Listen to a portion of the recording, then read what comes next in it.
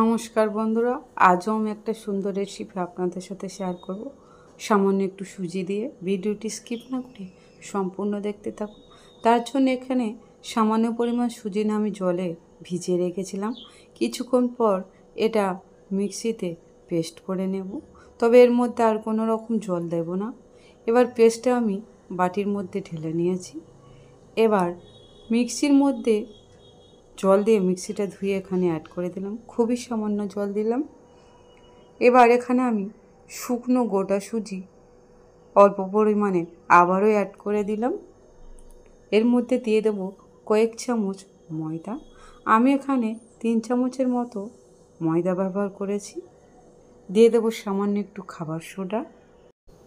এবার এখানে আমি পরিমাণ মতো চিনি অ্যাড করে দিলাম।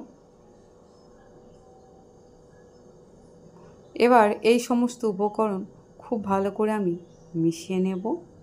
তবে যদি মনে হয় এখানে জল লাগবে তবে এখানে জল দেব। তবে এটা অনেকটা পাতলা করতে হবে, এটা মোটা থাকলে হবে না। আমি এখানে অল্প পরিমাণ জল দিয়ে এটা একদম পাতলা করে গুলে নিয়েছি, তবে খুব বেশি পাতলা করিনি। আর এখানে সামান্য একটু নুন দিলাম। আপনারা দেখতে পাচ্ছেন ব্যাটারটা এরকম থকথকে হবে, খুব বেশি মোটা আবার খুব বেশি পাতলা নয়।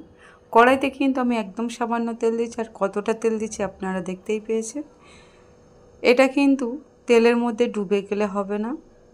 এভাবে আমি অ্যাড করে দেব অল্প তেলে, আর এই তেলে আমি দুবার পিঠে ভেজে তুলে নেব।